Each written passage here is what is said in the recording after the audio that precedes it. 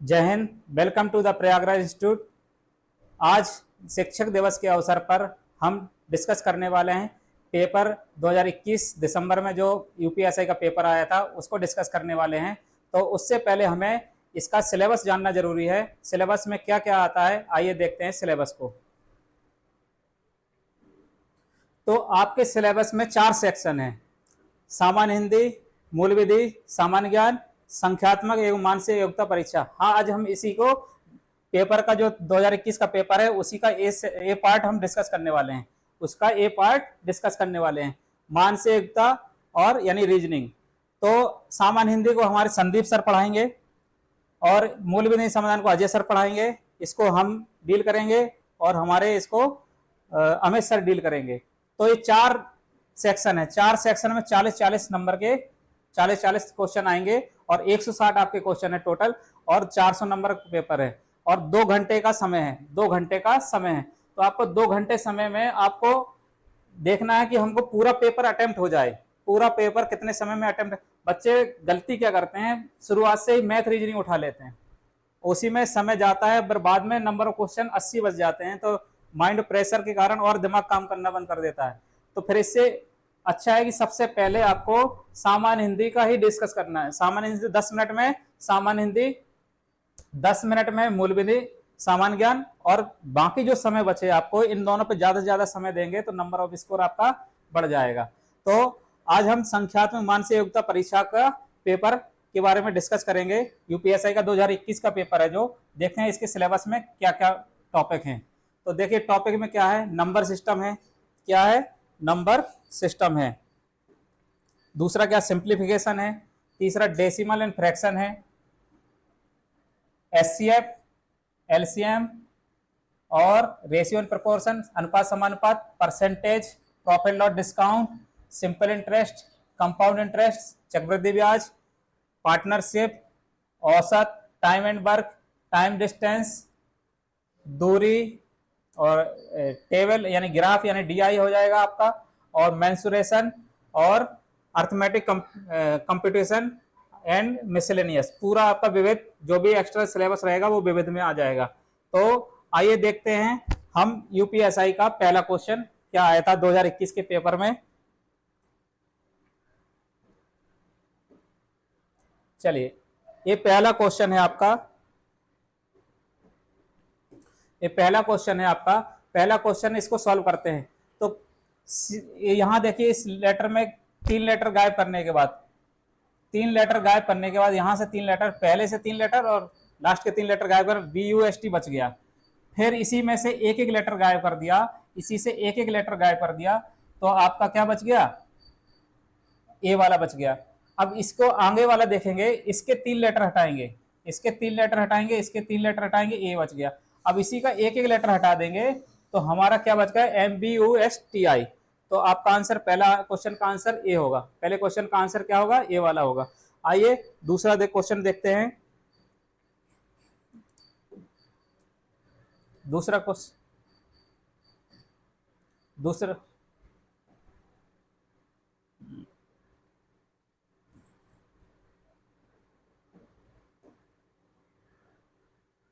दूसरा क्वेश्चन ये है। दूसरा क्वेश्चन आपके सामने है, एक नाव, और बोट एंड स्ट्रीम का क्वेश्चन है। तो एक नाव धारा के प्रतिकूल प्रतिकूल 434 किलोमीटर की दूरी 62 घंटे में और धारा के अनुकूल 648 किलोमीटर की दूरी 72 घंटे में तय करती है। तो शांत जल में नाव की चाल। तो इस क्वेश्चन को डिस्कस करने के लिए, जो नदी कोई बह रही होती है और एक शांत जल में नाव बहती है, तो शांत जल में चलेंगे तो नाव अपनी स्पीड से चलेगी। तो यहाँ नाव धारा का जब भी डिस्कशन होगा तो यहाँ पे देखेंगे कि प्रतिकूल यानी उल्टी दिशा में, नदी जिस दिशा में बह रही है उसकी उल्टी दिशा में नाव जा रही है, और अनुकूल मतलब धारा की दिशा, जिस दिशा में नाव धारा बह रही है उसी दिशा में नाव जा रही है। तो धारा की दिशा में जाएंगे तो नाव की स्पीड बढ़ जाएगी, विपरीत में जाएंगे तो नाव की स्पीड घट जाएगी।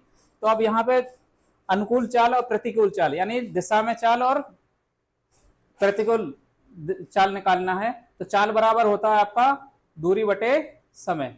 चाल बराबर होगा दूरी बटे समय। तो यहां पे हम देखेंगे कि प्रतिकूल चाल कितनी है, अगेंस्ट में चाल कितनी है, धारा के अगेंस्ट में चाल कितनी है।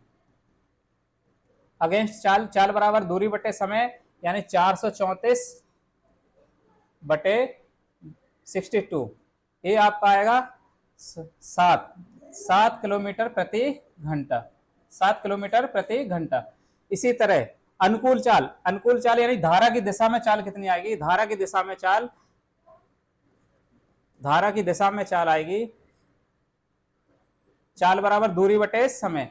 तो 648 की दूरी कितने 72 घंटे में तय करता है। तो इसको कितना आएगा? 9 किलोमीटर प्रति घंटा। अब दिशा में और विपरीत में चाल पता होती है तो हमें शांत जल में नाव की चाल और धारा की चाल निकाल सकते हैं। तो इसका फॉर्मूला होता है शांत जल में नाव की चाल, शांत जल में नाव की चाल, कुछ नहीं करना है, दिशा और विपरीत का जोड़ के आधा कर देना है, यानी एलोंग में चाल और अगेंस्ट में चाल बटे 2। तो एलोंग में कितनी आई? 9 और विपरीत में कितनी आई? 7 बटे 2, यानी आपका आएगा 8 किलोमीटर प्रति घंटा। कितना? 8 किलोमीटर प्रति घंटा, यानी बी ऑप्शन आंसर होगा आपका। इसी तरह अगर धारा की चाल पूछ ले तो धारा की चाल इसमें अगर पूछे कि कितनी स्पीड से धारा बह रही, तो धारा की चाल क्या होगी? कुछ नहीं करना है, एलोंग और अगेंस्ट का डिफरेंस लेना है। तो एलोंग माइनस अगेंस्ट यानी दिशा और विपरीत बटे 2, तो कितना आ जाएगा? 9 में से 7 गए और ये 2, तो 2 बटे 2 यानी 1 किलोमीटर प्रति घंटा। धारा की चाल कितनी है? 1 किलोमीटर प्रति घंटा। अगर पूछ ले तो आपके लिए ये है। इसके बाद नेक्स्ट क्वेश्चन पे आते हैं। चलिए आइए देखते हैं नेक्स्ट क्वेश्चन। तीसरा क्वेश्चन है, ये रीजनिंग का क्वेश्चन है आपका, ये रीजनिंग का क्वेश्चन है। अब उसने पूछा 8 किलोमीटर चलने के बाद एक लड़का दाएं मुड़ता है। तो मान ली हम यहाँ पे खड़े हैं, मान ली हम यहाँ पे खड़े हैं, तो 8 किलोमीटर चलने के बाद दाएं मुड़ता है। तो यहाँ से चले हम, ये 8 किलोमीटर चल लिए, राइट मुड़ गए, तो राइट ये होगा हमारा, तो 5 चल लिए, 5 किलोमीटर चलता है। फिर बाएं मुड़े, ये बाएं मुड़ लिए, अब कितना चलता है? 9 किलोमीटर चलता है। यदि अंत में पश्चिम दिशा की ओर जा रहा है, ये पश्चिम की दिशा की ओर जा रहा है, तो अंत में पश्चिम दिशा की ओर अभिमुख होकर खड़ा है, तो यानी पश्चिम दिशा के मुंह है। तो उसने पहले 8 किलोमीटर किस दिशा में चले थे? तो देखो यहां से हम स्टार्ट किए थे, पश्चिम में ही चले थे, तो ये अब ये भी पश्चिम आ रहा है, इसका मतलब हमारा यही आंसर होगा। यानी पहले हमने पश्चिम की तरफ चले थे, तो हमारा आंसर क्या होगा? पश्चिम की तरफ। हमारा आंसर क्या होगा? पश्चिम की तरफ। आइए देखते हैं नेक्स्ट क्वेश्चन।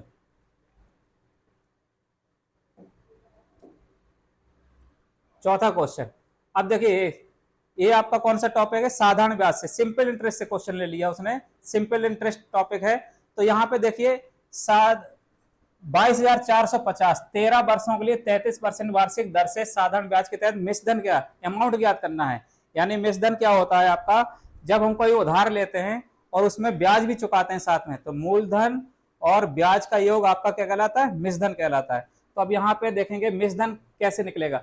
अब यहाँ पे देखो 33% दर, 33% दर है, इसका मतलब समझो, इसका मतलब यानी 100 पे, इसका मतलब समझो आप क्या होता है? 33% का मतलब होता है यानी 100 पे 33 रुपया ब्याज एक वर्ष में, 100 पे 33 रुपया ब्याज एक वर्ष में। 13 वर्षों के लिए कितना ब्याज मिलेगा? तो 13 का इसमें मल्टीप्लाई करा दो, तो एक वर्ष की दर 33%, 13 का 13 3 39, 13 3 39 3 42, यानी 429% आपका ब्याज लगेगा, 429% आपका ब्याज लगेगा। लेकिन हमें अमाउंट कैलकुलेट करना है, अमाउंट आए तो 100 जोड़ देना है। कितना? 100 जोड़ देना है। तो आपका ये ऐसा ही होगा 429%, और अमाउंट कितना बनेगा? अमाउंट बनेगा आपका यानी मिश्रधन बनेगा 429 प्लस 100 यानी 529%। कितना बनेगा? 529%। लेकिन ये परसेंट में हमें निकालना रुपए में, कितना आएगा रुपए में? तो रुपए में कितना? मूलधन कितना था आपका? 22,450, तो 22,450 का 529% निकाल देंगे, हमारा अमाउंट निकल के आ जाएगा। और अमाउंट कितना आएगा? इसका आंसर ए वाला आएगा आंसर। इसका आंसर कितना आएगा? डी ऑप्शन आंसर आएगा। कितना आएगा? डी वाला आंसर आएगा। आइए देखते हैं नेक्स्ट क्वेश्चन, 5वां क्वेश्चन। ये डीआई है आपका, डाटा इंटरप्रिटेशन है। अब इसको देखें क्या क्वेश्चन बनेगा। अब उसमें पूछा है, देखो 2006 से 2009 तक, 2006 से 2009 तक टी शर्ट बेचने वाले 3 अलग अलग कंपनियों की बिक्री थी। पहले ग्राफ को समझना जरूरी होता है, पहले ग्राफ को समझना जरूरी होता है, ग्राफ समझ में आ गया तो क्वेश्चन लग जाते हैं। तो देखिए पहले क्या दिया है, ये 3 कंपनियां हैं, तो ब्रांड एक्स यानी ए वाला एक्स है, ये वाई कंपनी है और ये जेड कंपनी है। ए भी एक्स है, ये वाई है, ये जेड है, ये एक्स है, ये वाई है और ये जेड, एक्स वाई जेड, ये 3 कंपनियां हैं। तो 2006 में, 2007 में, 2008 में, 2009 में कंपनियों में टी शर्ट की बिक्री कर रहे हैं, टी शर्ट की बिक्री हो रही। तो देखिए एक्स में कितनी बिक्री हुई 2006 में, 10,90,000, ये हजार में दिया होगा, हाँ इसमें नहीं दिया, तो 10,90 टी शर्ट की बिक्री हुई है। अब हमें आंसर क्वेश्चन क्या पूछा है, 2009 में बेची गई ब्रांड जेड टी शर्ट और ब्रांड वाई टी शर्ट की कुल बिक्री का कितना प्रतिशत है, कुल बिक्री का कितना प्रतिशत है। तो जब किसी चीज का परसेंट निकालते हैं, तो किसी चीज का प्रतिशत निकालते हैं तो उसको ऊपर रखते हैं, यानी उसका मान ऊपर रखते हैं, और जिससे तुलना होती है उसको नीचे रखते हैं, जिससे तुलना होती है उसको नीचे रखते हैं, और इंटू 100। अब तुलना पता नहीं चलती कैसे होता है, तो उसके साथ का शब्द लगे होंगे या से शब्द ऐसे लगे रहते हैं, तो आप समझ जाना उससे तुलना हो रही। तो आइए देखते हैं किससे तुलना हो रही। 2009 में बेची गई जेड टी शर्ट, 2009 में जेड का मान कितना है 740, और ब्रांड वाई टी शर्ट की कुल बिक्री का, ब्रांड वाई टी शर्ट की कुल बिक्री का, तो वाई टी शर्ट है जो उसके कुल बिक्री वाई 2006 में कितनी है 1120, और वाई कितना है इसमें 2007 में 990, और 2008 में कितना 1050,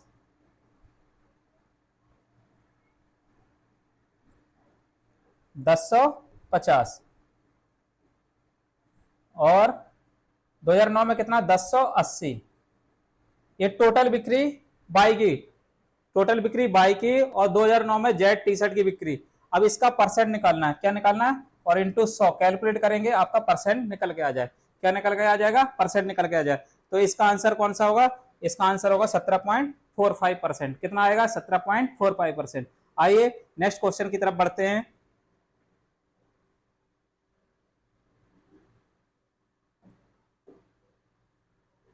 चलिए ये आपका रीजनिंग का क्वेश्चन है, ये भी आपका रीजनिंग का क्वेश्चन है। तो इसमें WEST को 75 लिखा है, और EAST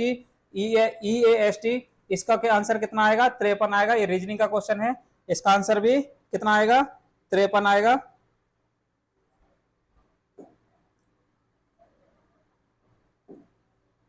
इसका आंसर कितना आएगा 53। चलिए देखते हैं मैथ का अगला क्वेश्चन। ये फिर DI का क्वेश्चन आ गया। अब इसमें क्या बोला है, ग्राफ वही है, ग्राफ वही है, क्वेश्चन अलग है। 2007 की तुलना में 2007 की तुलना में 2009 में एक्स टी शर्ट की बिक्री में कितने प्रतिशत कमी आई। तो 2007 में एक्स की बिक्री कितनी थी, एक्स वाला ये नीला वाला, तो 2007 में एक्स की बिक्री 1050 थी, और 2009 में एक्स की बिक्री कितनी हो गई 880, तो 880। अब हमें कितने की कमी हुई, इसको घटा देंगे। तो हमें किसी चीज की कमी परसेंट निकालना हो, तो कमी परसेंट कैसे निकलती है, कमी परसेंट बराबर जितनी कमी हो, और कमी और वृद्धि हमेशा प्रारंभिक मान पे देखी जाती है। किस पे देखी जाती है, प्रारंभिक मान पे देखी जाती है, और इंटू 100। अगर प्रारंभिक मान ना पता चले तो कमी हो गई ज्यादा वाली वैल्यू पे कमी होती है, और वृद्धि हो गई तो कम वाली वैल्यू पे वृद्धि होती है। तो कमी कितनी हुई, तो 1050 में से 880 घटा देंगे, ये आपकी कमी हो गई। और प्रारंभिक मान कितना 1050 में कमी हुई ना, तो 1050 और इंटू 100, इसको कैलकुलेट कर लेंगे, आपका आंसर आ जाएगा। इसको कैलकुलेट करेंगे तो आपका आंसर आएगा, आपका आंसर आएगा 16.19%, 16.19%। आइए देखते हैं अगला क्वेश्चन। ये 8 नंबर का क्वेश्चन है, ये 8 नंबर का क्वेश्चन है। एक ट्रेन अमृतसर से कांगड़ा तक 96 किलोमीटर प्रति घंटा की गति से चलती है, 98 किलोमीटर की गति से वापस आती है। यदि कुल यात्रा में कितने समय लगता है, 194 घंटे लगते हैं। तो अमृतसर और कांगड़ा के बीच की दूरी कितनी है। तो मान लीजिए ये अमृतसर है, और ये आपका कांगड़ा है, ये कांगड़ा है। तो हमें यही दूरी बतानी है। तो एक बार वो जाएगा और एक बार आएगा, तो टोटल समय कितना लग रहा है? 194 घंटे। तो 194 घंटे। तो इसका देखो, आपको क्या निकालना है? दूरी। दूरी बराबर क्या होता है? 4 गुणे समय। दूरी बराबर होता है 4 गुणे समय। 4 गुणे समय। समय तो हमें पता है कितना लगा, 194 घंटे। 194 घंटे। लेकिन अगर चाल और पता चल जाए कितनी है, तो चाल हमें पता चल जाए कितनी है, तो हम देखेंगे हमें दूरी निकल गया। तो देखिए जितना गया, ये दूरी 2 बार गया, एक बार गया एक बार आया, तो 2 बार हो गया। जब दूरी कॉमन हो, जब दूरी कॉमन हो, तो एवरेज चाल कैसे निकलता है? एवरेज चाल कैसे निकलता है? 2xy upon x plus Y से निकलता है। यानी दो चाल, यानी कितने की स्पीड से गया था? 96 की स्पीड से गया था, 96 किलोमीटर प्रति घंटा की स्पीड से गया था, और 98 किलोमीटर प्रति घंटा की स्पीड से वापस आया था। तो एवरेज स्पीड निकालेंगे, ये आएगी। तो एवरेज स्पीड कैसे, कितनी आएगी? चाल बराबर दूरी बटे समय। चाल कितना आया? 2xy, यानी 2 इंटू 96 इंटू 98, और इन दोनों को जोड़ देंगे, 96 प्लस 98, ये आपका टोटल हो गया। यानी लेकिन ये दूरी कितनी बार आ गई? दूरी निकाले हैं तो ये 2 बार कैलकुलेट हो गई, एक बार और एक बार है, तो 2 का भाग दे देंगे तो आपकी टोटल डिस्टेंस आ जाएगी। तो अब यहाँ पे देखें, ये पूरा और ये पूरा एक कट गया, और ये पूरा कट गया, तो कितना? 96 इंटू 98, इसका मल्टीप्लाई कराएंगे, यही आंसर होगा। तो आपका आंसर होगा 9408। 9408 आंसर कितना होगा? 9408। चलिए आगे बढ़ते हैं। इसका दूसरा तरीका भी है, इसका दूसरा तरीका हम फिगर बना देते हैं। चलिए, तो समय को कैलकुलेट करना है। समय बराबर क्या होता है? समय बराबर होता है दूरी बटे चाल। दूरी बटे चाल। तो कितना समय? देखो, जाने में समय लगा, समय बराबर ये मान लिया डिस्टेंस कितनी है? डी है, तो दूरी बटे चाल। 96 की स्पीड से गया, और समय बराबर दूरी बटे चाल, तो 98 की स्पीड से वापस आया, तो ये टोटल समय कितना? 194। इसको भी कैलकुलेट कर लेंगे, तब भी हमारा आंसर एक बार में आ जाएगा। तो आसान ये वाला है, तो पेपर में आपको यही लगाना है, लेकिन जानना जरूरी है हर तरह से। चलिए आइए नेक्स्ट क्वेश्चन की तरफ बढ़ते हैं। चलो, ये भी रीजनिंग का क्वेश्चन है, ये भी रीजनिंग का क्वेश्चन है। देखिए क्या आता है। बी का मान 2, 2 3 5, 5 3 8, 8 3 8 4 12। चलिए यहाँ से देखो, अभाज्य संख्या ले रही, तो 2 है, 3 है, फिर 5 है, यहाँ 7 है, फिर 11। तो ये 7 वाला, 7 दो जगह है, 7 दो जगह है। तो अब यहाँ पे ये 2 मान होता है बी का, ई का 5 मान होता है, एच का कितना होता है? 8। यानी 2 3 5 3 8, 8 3 11, 11 किसका मान होता है? 11, 11 3 14। यानी एक के और 7 आंसर हो जाए, के और 7 आंसर होगा। कितना होगा? के और 7 आंसर होगा। चलिए नेक्स्ट क्वेश्चन की तरफ बढ़ते हैं। चलिए नेक्स्ट क्वेश्चन की तरफ बढ़ते हैं।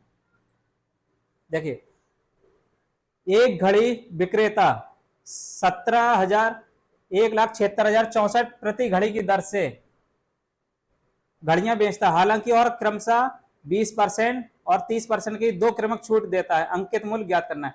एक घड़ी जिसका मूल्य कितना है? ये एसपी कितने में बेचा? एक घड़ी को 1,76,64 में बेचा, और हमको 20% 30% के दो डिस्काउंट दिए, तो अंकित मूल्य ज्ञात करना है। तो डिस्काउंट हमेशा एमपी अंकित मूल्य पर ही दिया जाता है। तो डिस्काउंट हमेशा किस पे दिया जाता है? अंकित मूल्य। और डिस्काउंट में अगर डिस्काउंट दे देने, अंकित मूल्य पर डिस्काउंट दे दें, क्या मिलता है? एसपी मिलता है। तो हमें देखो एसपी दिया है और एमपी निकालना है, अंकित मूल्य निकालना है। एसपी दिया है और अंकित मूल्य निकालना है, तो हाँ उल्टा फिगर है, तो हम एक बार में सीधा लिखेंगे। ये कितना है? 176 और 064। हमें अंकित मूल्य पर पहुंचना है, उल्टा फिगर है तो कुछ नहीं करना है। और ये डिस्काउंट, डिस्काउंट एक तरह से हानि होती है, तो 100 से घटा के लिखना है। तो ये आंसर आएगा 176 064 इंटू 100 बटे 20% का डिस्काउंट, तो घटाएंगे 100 से कितना बचेगा? 80। और ये कितना है? 30% का, यानी 100 बटे 70। अब इसको कैलकुलेट कर लेंगे, ये आपका एमपी हो जाएगा। ये आपका एमपी हो जाए। तो ये आंसर क्या आएगा, सी वाला आंसर आएगा। क्या आएगा, सी वाला आंसर आएगा। क्या आएगा, सी वाला आंसर आएगा। आइए बढ़ते हैं आगे।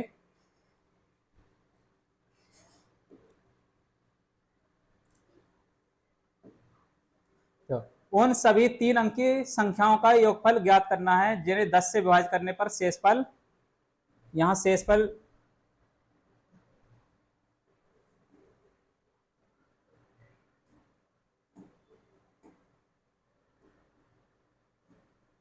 चलिए यहां पे शेषफल, यहां शेषफल 5 प्राप्त होता है। शेषफल कितना प्राप्त होता है, 5 प्राप्त होता है। ये स्लाइड में थोड़ा गड़बड़ हो गया, तो इस स्लाइड में लेकिन शेषफल 5 प्राप्त होता है। तो 3 अंकीय संख्या कहां से शुरू होती हैं, तो पहले ये पता होना चाहिए 3 अंकीय संख्या कहां से शुरू होती है। 3 अंकीय पहले 100 से शुरू होती है, कहां तक खत्म होती है, 999 खत्म होती है। तो पहले तो 3 अंकीय संख्या पता होना चाहिए। तो पहली संख्या कितनी है, 100 से शुरू होगी 3 अंक की संख्या, 3 डिजिट होंगे इसमें, और कहां तक जाएगी, 999 तक। लेकिन अगली कंडीशन कह रहा है 10 से विभाजित भी होना चाहिए। तो 10 से तो विभाजित होने वाली है, लेकिन लास्ट संख्या कौन सी 10 से विभाजित होगी, तो 10 से विभाजित होने वाली लास्ट संख्या कौन सी होगी, 990। कौन सी होगी, 990। लेकिन हमें 5 शेषफल भी बताना है, 5 शेष भी बचाना है। तो 5 शेष बचाने के लिए यहाँ कितना होगा, यानी 105 होगा, तो 10 से डिवाइड करेंगे तो 5 शेषफल बचेगा। इसी तरह लास्ट संख्या कौन सी होगी, 5 शेषफल बचाने वाली संख्या 995। अब देखिए यहाँ पे हमें योगफल निकालना है। क्या निकालना है, योगफल निकालना है। इन यानी 105 से 995 तक की संख्याओं का योग निकालना है। तो सीरीज समांतर सीरीज बन रही, कौन सी बन रही, सीरीज समांतर से, यानी आपकी सीरीज कौन सी बन रही, समांतर, एपी बन रही। तो एपी सीरीज यानी 10 से विभाजित होने वाली है, तो 10 से विभाजित होने वाली 10-10 का गैप होगा। तो पहले कौन सी होगी, 5 शेषफल बचाने वाली संख्या 105, दूसरी कितनी होगी 115, और लास्ट कितनी होगी 995। अब हमें निकालना है, अब यहाँ पे देखिए नंबर ऑफ टर्म्स कितने हैं, नंबर ऑफ टर्म्स कितने हैं, पदों की संख्या कितनी है। तो पदों की संख्या कैसे निकलती है, लास्ट वाला, लास्ट माइनस फर्स्ट बटे डिफरेंस, कितना डिफरेंस है, और प्लस 1 कर देंगे। तो यहाँ लास्ट में 995 माइनस 105, और कितना बचेगा 10, डिफरेंस कितना है 10, डिफरेंस कितना है 10 और प्लस 1। आप यहाँ पे देखेंगे तो 0 बचेगा, और यहाँ 9 बचेगा, और 890 बटे 10 प्लस 1, यानी कितनी संख्या बनेगी 90। कितनी संख्या बनेगी, 90 संख्या बनेगी। यानी टोटल कितनी संख्या है 90। तो 90 संख्याओं का योगफल निकालना है। तो यहाँ नहीं सीरीज में योगफल निकालना है, तो हमें पहले एवरेज अगर निकाल लेंगे इसका, तो एवरेज कैसे निकलता है, या योग डायरेक्ट टोटल कर दो। टोटल क्या होता है सीरीज में, टोटल होता है n/2 नंबर ऑफ टर्म्स, यानी फर्स्ट टर्म और लास्ट टर्म, इनको रख देंगे, आपका टोटल निकले। तो n नंबर ऑफ टर्म कितने आ गए 90, नंबर ऑफ टर्म कितने आ गए 90, और पहला टर्म कितना 105, और लास्ट टर्म कितना 995। अब इसको कैलकुलेट कर लेंगे, आपका आंसर आ जाएगा। इसको कैलकुलेट कर लेंगे, आपका आंसर आ जाएगा। तो आंसर कौन सा है, ए वाला। कितना है, ए वाला। चलिए आइए बढ़ते हैं आगे नेक्स्ट क्वेश्चन की तरफ।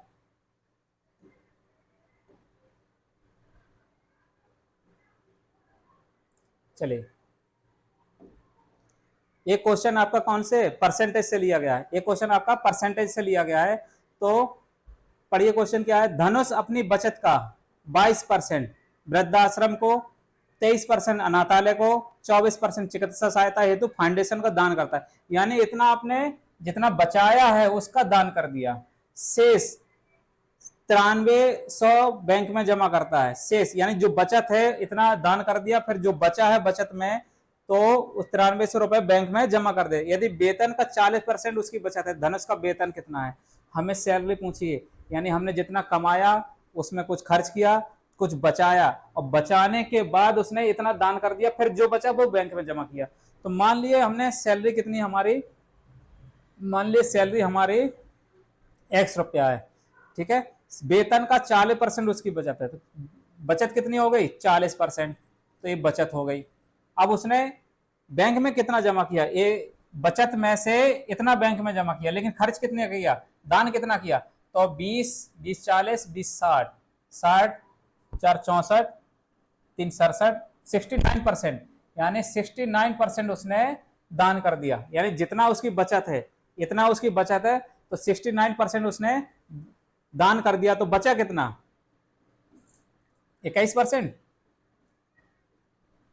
21%, 21% उसने बचाया, और यही बचाया है जो वही बैंक में जमा किया, यही आपने उसने बचाया है, वही आपने बैंक में जमा किया। अब यही आपका फिगर है, ये आपका आंसर आ जाएगा। अब इसको कैलकुलेट करें, डायरेक्ट हमने वेतन x माना था, तो डायरेक्ट आंसर आएगा आपका, डायरेक्ट आंसर आएगा 75,000। कितना आएगा, 75,000। अब इसको कैलकुलेट कर लेंगे, डायरेक्ट आपका आंसर आएगा 75,000। आइए बढ़ते हैं आगे नेक्स्ट क्वेश्चन की तरफ।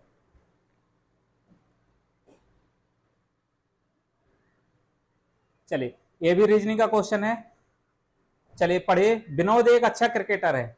अब आपको कितना भी आपको लगे कि ये बात सही है, लेकिन आपको ध्यान देना कथन पे, आपको ध्यान देना है कथन पे। तो कथन क्या है, विनोद एक अच्छा क्रिकेटर है। अब क्रिकेटर अच्छा क्रिकेटर है, तो विनोद अच्छी बल्लेबाजी करता है, विनोद अच्छी गेंदबाजी करता है। अपने दिमाग से नहीं लगाना है कि अच्छा बल्लेबाजी कर रहा है तो अच्छा क्रिकेटर है, अच्छा विकेट कीपर भी तो अच्छा क्रिकेटर होता है। तो इस हिसाब से जो कथन है उसको लेके चलना है। कथन में अच्छा क्रिकेटर बोला है, तो जरूरी नहीं कि वो अच्छा बल्लेबाजी करे, हो सकता है गेंदबाजी करे। विनोद अच्छी गेंदबाजी, हो सकता है बल्लेबाजी करे। तो ये दोनों कथन आपके सेट नहीं हो रहे हैं। तो कौन सा है, ना ही कथन 1 और ना ही कथन 2 अनुसरण करता है। कौन सा आंसर होगा, डी आंसर होगा। कौन सा आंसर होगा, डी आंसर होगा। चलिए आगे नेक्स्ट क्वेश्चन की तरफ।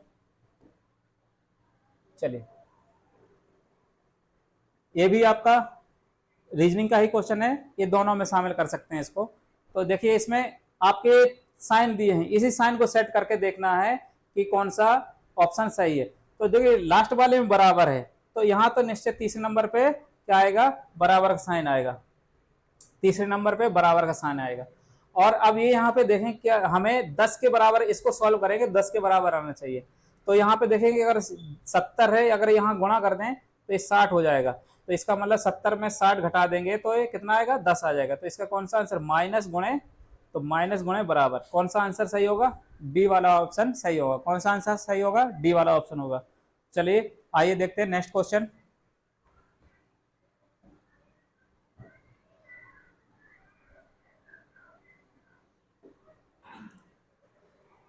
चलिए इसका ग्राफ, अच्छा ये ग्राफ डीआई का क्वेश्चन है, इसका ग्राफ देखते हैं आगे होगा।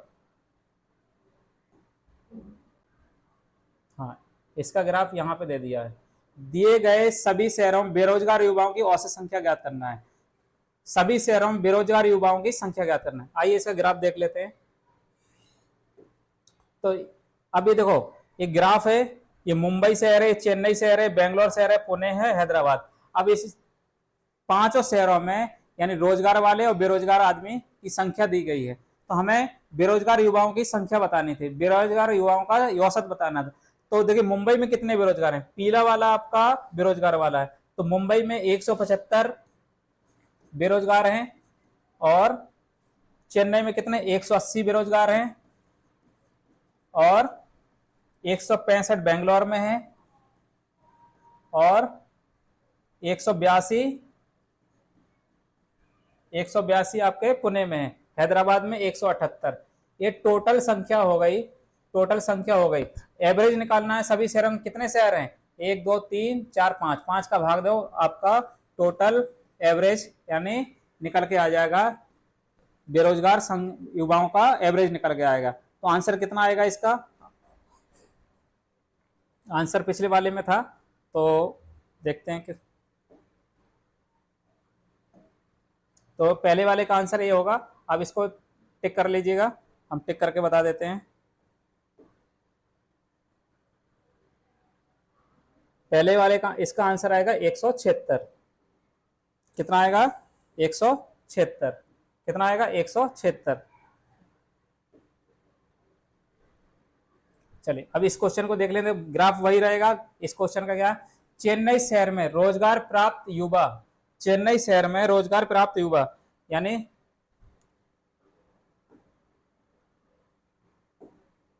चेन्नई शहर में, चेन्नई में रोजगार प्राप्त हुआ, यानी रोजगार वाले कितने हैं, 280, 240। और बेंगलोर शहर में रोजगार प्राप्त युवाओं की संख्या का कितना प्रतिशत है, संख्या का कितना, यानी बेंगलोर में, तो बेंगलोर में रोजगार वाले कितने, 270। यानी किसी चीज का हमने बताया था परसेंट निकालना हो तो कैसे निकलता है, किसी चीज का परसेंट निकालना हो तो कैसे निकलता है, तो जिसकी वैल्यू निकालना हो उसको ऊपर रखते हैं, और जिससे तुलना होती है, तो जिससे तुलना होती है उसको नीचे रखते हैं, और इंटू 100। किसका निकालना है, चेन्नई शहर में रोजगार वाले, तो चेन्नई शहर में रोजगार वाले कितने हैं, 240। और बेंगलोर शहर में रोजगार वालों कितने हैं, 270। कितना है, 270, और इंटू 100। अब इसको कैलकुलेट कर लेंगे, इसको कैलकुलेट कर लेंगे, यही आंसर होगा हमारा, कितना होगा, 88.88% आपका आंसर होगा, 88.88% आपका आंसर होगा। चलिए आइए देखते हैं नेक्स्ट क्वेश्चन। चलिए आइए देखते हैं नेक्स्ट क्वेश्चन। ये है एक अर्धगोला, अर्धगोला का मतलब कटोरा, कटोरा आपने सबने घर में देखा होगा, वो अर्धगोला होता है। तो एक कटोरा, एक कटोरे, ये अर्धगोले का कुल पृष्ठीय क्षेत्रफल, यानी संपूर्ण पृष्ठीय क्षेत्रफल का मतलब तो एरिया, कितना उसका एरिया है, तो एरिया सेंटीमीटर स्क्वायर में ज्ञात करना है, जिसकी त्रिज्या कितनी है, 57 सेंटीमीटर है, कितनी है, 57। और पाई का मान कितना लेना है, 3.14 लेना है, पाई का मान कितना लेना है, 3.14 लेना है। तो आइए कटोरा बनाते हैं, यानी अर्धगोला ये हो गया आपका अर्धगोला, इसकी रेडियस मान ली आर है, इसकी रेडियस आर है। तो पूरे गोले का एरिया होता है, पूरा फुटबॉल देखें वो पूरा गोला होता है, उसको काट देंगे तो आधा पार्ट हो जाएगा, आधा पार्ट बच जाएगा, तो अर्धगोला हो जाता है। तो इसका पूरा एरिया होता है 4 पाई आर स्क्वायर, इसको आधा कर देंगे तो इसका एरिया बनेगा 2 पाई आर स्क्वायर। लेकिन इसमें संपूर्ण पृष्ठ की बात कर रहा है, तो संपूर्ण पृष्ठ में इस मोए का भी क्षेत्रफल लेना है, तो ये कितना गोलाकार होता है, तो ये हो जाएगा पाई आर स्क्वायर। तो संपूर्ण पृष्ठ क्या बनेगा आपका, यानी संपूर्ण पृष्ठ टोटल सरफेस एरिया क्या बनेगा, 2 पाई आर स्क्वायर पाई आर, यानी 3 पाई आर स्क्वायर, क्या होगा, 3 पाई आर स्क्वायर। अब सबके मान दिए हैं, पाई का मान 3.14, और आर का मान कितना है, आर का मान है 57, यानी 57 का 2 बार गुणा, भाई इसको कैलकुलेट करना है, इसको कैलकुलेट करेंगे तो आंसर आ जाएगा हमारा, इसको कैलकुलेट करेंगे तो आंसर आ जाएगा। तो इसका आंसर होगा बी ऑप्शन, कितना होगा, बी ऑप्शन आंसर होगा, कितना होगा, बी ऑप्शन आंसर होगा। चलिए आइए देखते हैं नेक्स्ट क्वेश्चन।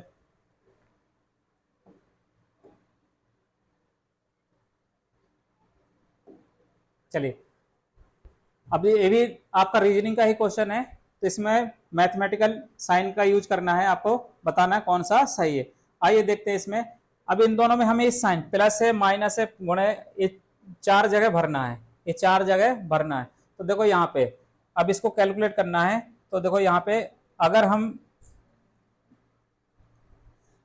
चलो इसको भरना है तो किसी को साइन उठाएंगे तो प्लस करेंगे, तो यहाँ प्लस करो, और यहाँ माइनस करेंगे, और एक गुणा करेंगे, और ये प्लस करेंगे, तो ये सेट हो रहा, ये 90 होगा, 90 से 2 88 नहीं होगा, और ये 270 ये प्लस हो रहा, तो ये सेट नहीं हो रहा, तो इसका मतलब ये ऑप्शन नहीं होगा। दूसरा वाला सेट करेंगे, ये प्लस होगा, ये माइनस होगा, और प्लस इंटू होगा, और फिर ए इंटू होगा, और ये माइनस होगा, तो 270 माइनस 2, और ये 90 कितना होगा, 18, ये भी नहीं होगा, 980 हो जाए, 180 हो जाए, ये भी सेट नहीं हो रहा, तो ये वाला भी गया। चलिए next question set, next sine set करते हैं। प्लस है, ये प्लस है, और ये मल्टीप्लाई है, और ये प्लस है, और ये माइनस है। तो देखो यहाँ पे पहले गुणा कराते हैं, बॉड मास का नियम लगेगा, 18 18 10 28, यहाँ कितना आ गया, 28। अब यहाँ भी पहले जोड़ दो, प्लस माइनस 93, 93 में से 2 गए, यहाँ कुछ गड़बड़ हो गए, सेट ये भी सेट नहीं हो रहा, 9 3 27 माइनस, तो ये प्रिंटिंग टाइपिंग लगता मिस्टेक हो गई है, तो बाद में इसको चेक कर लेंगे, बाद में इसको चेक कर लिया जाएगा। चलिए आगे बढ़ते हैं।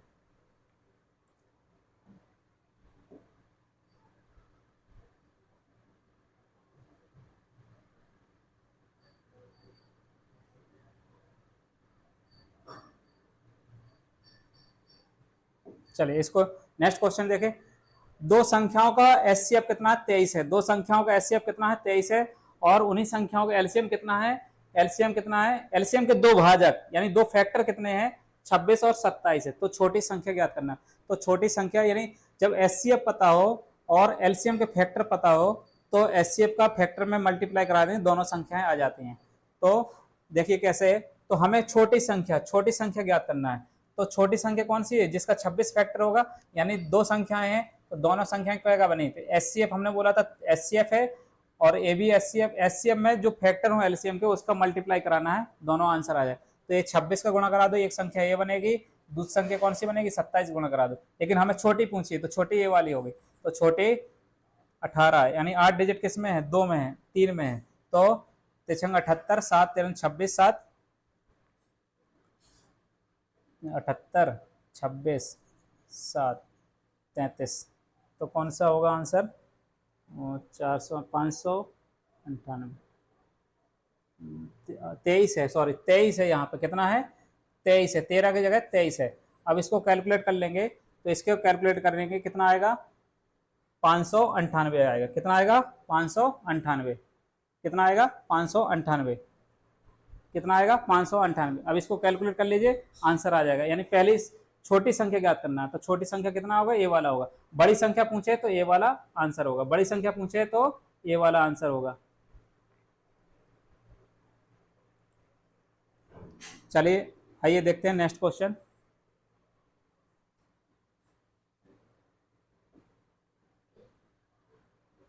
चलिए ये जीपी सीरीज है। ये कौन सी सीरीज है? जीपी सीरीज है, यानी गुणोत्तर श्रेणी का क्वेश्चन है। इसका गुणोत्तर श्रेणी का योगफल निकालना है। तो गुणोत्तर श्रेणी का योगफल का फॉर्मूला होता है टोटल क्या होता है? सम। एस बराबर यानी एस बराबर जीपी में क्या होता है? ए 1 माइनस आर की पावर एन और 1 माइनस आर। जब आर कैसा हो? एक से छोटा हो। जब आर का मान कैसा हो? आर लेसर देन एक। आर का मान एक से छोटा हो। और एक दूसरा होता है एस बराबर, या ए वाला भी होता है, ए आर की पावर एन माइनस 1 और 1 माइनस आर। जब आर कैसा हो? ग्रेटर 1 हो। जब ग्रेटर 1 हो, आर का मान एक से बड़ा होगा तो हम ए वाला फॉर्मूला लगाएंगे। जब आर का मान एक से छोटा होगा तो ए वाला फॉर्मूला लगाएंगे। अब यहाँ आर क्या होता है? आर बराबर निकलता है सेकंड पद अपॉन फर्स्ट पद। तो यहाँ सेकंड वाला कितना है? 1/9 और 1/3।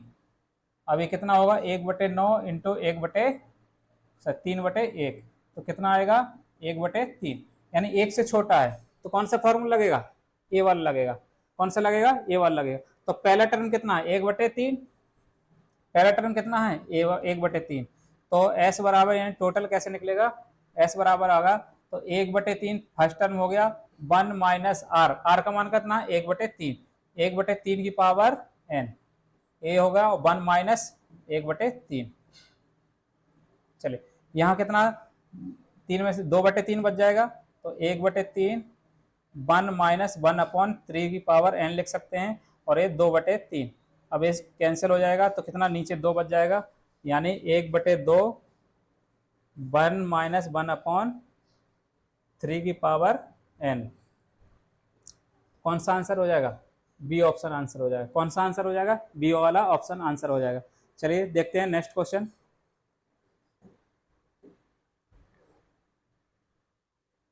चलो ये क्वेश्चन बहुत शानदार क्वेश्चन है। चलिए इसको पढ़िए। एवरेज का क्वेश्चन है। किसका है? एवरेज का क्वेश्चन है। लगातार 3 वर्षों तक एक उत्पाद की कीमत क्रमशः 146 रुपए प्रति लीटर, 292 रुपए प्रति लीटर और 365 रुपए प्रति लीटर रही। यदि आदमी उसका उत्पाद पर प्रति वर्ष औसतन कितना खर्च कर रहा है? यानी एक साल में वो 16,060 रुपए खर्च करता है। एक साल में 16,060 रुपए खर्च करता है। अगली साल भी 16,060 रुपए खर्च करेगा। अगले साल भी 16,060 रुपए खर्च करता है। तो 3 वर्षों में उस उत्पाद का प्रति लीटर औसत मूल्य कितना है?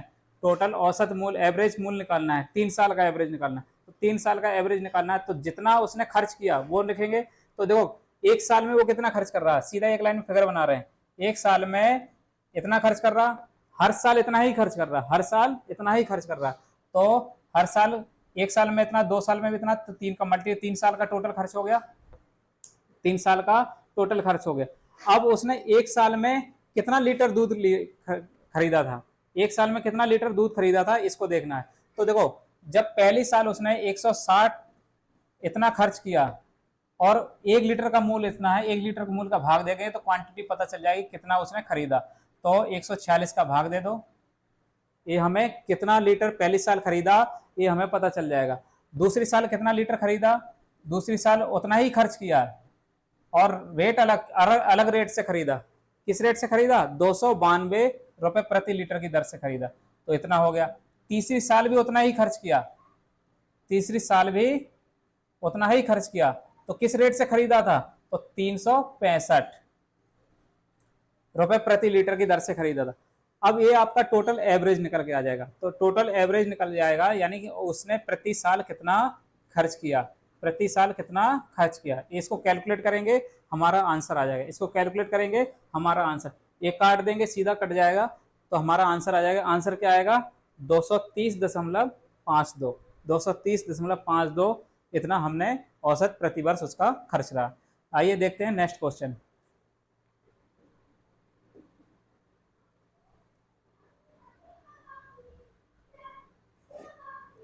ये भी आज मंगलवार है, 67 दिनों के बाद कौन सा वार होगा, तो आपका ये रीजनिंग का क्वेश्चन है, फिर भी इसको लगा लीजिए।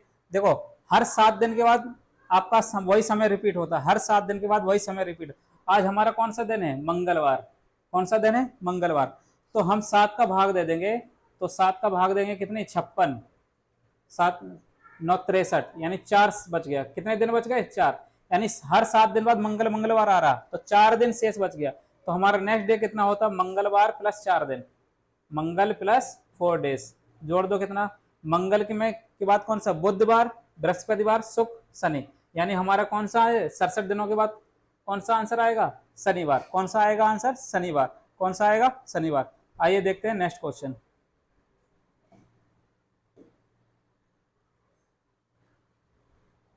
चलिए देखो, सुरती, संदीप, अमित, साझेदारी, यानी आपका पार्टनरशिप का एक क्वेश्चन है, किस टॉपिक से लिया गया, पार्टनरशिप का क्वेश्चन है। तो कितने लोग हैं, सुरती है, संदीप है, अमित है, साझेदारी करते हैं। सुरती पूरी पूंजी का 1/3 भाग योगदान देती है, संदीप उतना ही योगदान देता है जितना सुरती और अमित मिलकर करते हैं। यदि वर्ष के अंत में 1,20,000 लाभ है तो अमित को कितना धन प्राप्त होगा। तो जब भी पार्टनरशिप का एक ही कॉन्सेप्ट है, जब भी धन का बंटवारा होगा, अगर समय समान होगा तो जो जितना पूंजी लगाया है, जितना धन लगाया है, उसके अनुपात में उनका लाभ का बंटवारा होगा। अगर समय अलग अलग है तो पूंजी और समय के गुणनफल के अनुपात में उनका धन का बंटवारा किया जाएगा। आइए देखते हैं इसको। तो इसमें यहाँ समय सबका बराबर ही है, समय सबका बराबर ही, तो जो धन लगाया होगा, जो धन लगाया होगा उसी हिसाब से उसको पैसा मिलेगा, उसके लाभ का बंटवारा होगा। तो देखिए कितने लोग हैं, 3 लोग हैं, और सुरती है, चलिए, और संदीप है, तीसरा कौन सा है, अमित।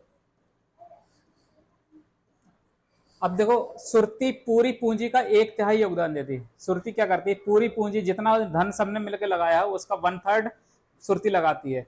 तो मान लिया हमने यहाँ पर रेशियो निकाल लेते हैं पहले, सुरती है, अमित है, और सुरती है, संदीप है और अमित है, संदीप और अमित। सुरती मान लिया पूरा टोटल धन 3 है, 3 में 1/3 यानी 1/3 हिस्सा सुरती ने लगाया, तो इसने 1 लगाया, कितना लगाया, लगाया। अब बोला है जबकि संदीप उतना ही लगाता है, उतना ही योगदान देता है जितना सुरती और अमित मिलकर लगाते हैं, जितना सुरती और अमित मिलकर लगाते हैं। तो संदीप मान लिया x लगाएगा, संदीप मान लिया x लगाएगा, लेकिन अब कह रहा संदीप x लगाया तो सुरती और अमित दोनों मिला के भी तो x लगाएंगे। सुरती और अमित ने कितना लगाया, संदीप उतना ही लगाता है जितना सुरती और अमित मिलकर करते हैं, सुरती और अमित भी x करेंगे। अब सुरती ने 1 रुपये लगाया था तो अमित का कितना हो जाएगा, अमित का कितना आएगा, x-1, कितना आएगा, x-1, तो अमित ने कितना लगाया, x-1, और ये तीनों मिला के कितना है, 3 रुपया, तीनों मिला के 3 रुपये लगाए। अब इसको सॉल्व करेंगे, 2x बराबर ये एक से एक कैंसिल हो जाएगा, तो 2x बराबर 3, x बराबर कितना आ गया 3/2, यानी इसको 3/2 रुपये मिला। ठीक है, तो यानी सुरती तो 1 लगाई थी, इसको कितना 3/2 यानी x लगाया था, और ये कितना लगाया था x-1, यानी 1 रुपया, ये 3/2 रुपया, और 3/2 में से 1 गया, कितना आ गया इसका रेशियो 1 आएगा, 3 आएगा, और 3/2, और इधर 1/2। अब रेशियो बना लो इनका कितना कितना, तो ये 2 रुपया लगाएगी, ये 3 लगाएगी, और ये कितना लगाएगी, ये 1 रुपया लगाएगा।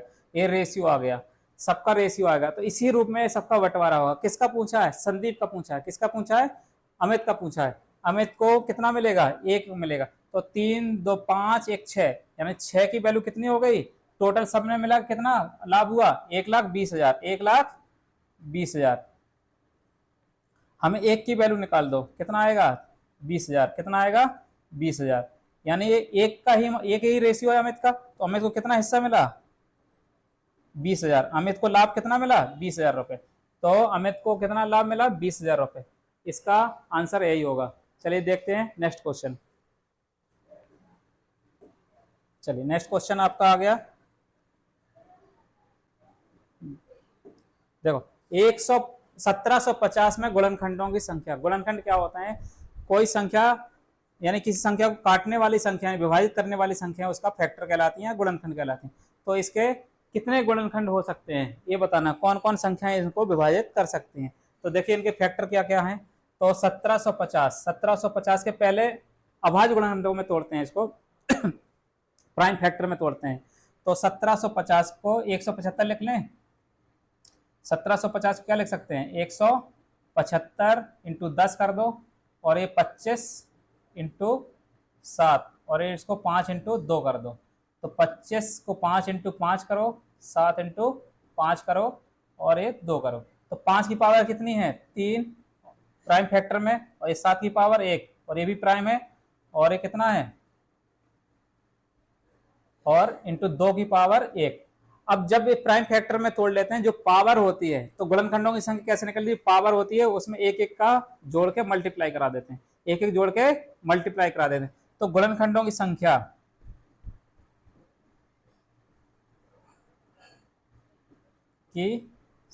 क्या आएगी टोटल, देखो 5 की पावर 3 है, तो 3 में 1 जोड़ा, और गुणे इसकी 7 की पावर 1, 1 में 1 जोड़ा, और यहां भी 2 की पावर 1 है, तो 1 में 1 जोड़ा, तो कितना होगा 4, ये 2, और ये 2, 4 दूनी 8 दूनी 16।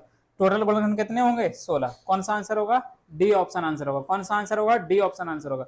आइए देखते हैं नेक्स्ट क्वेश्चन।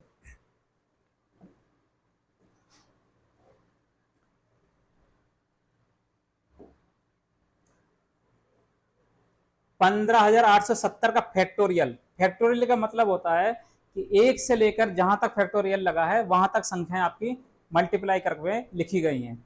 यानी अगर हम यहाँ लिखें 10 का फैक्टोरियल, तो 10 का फैक्टोरियल का मतलब है कि 10 से कहाँ तक संख्याएं गई, 9, 8, 7, कहाँ तक गई 1 तक गई।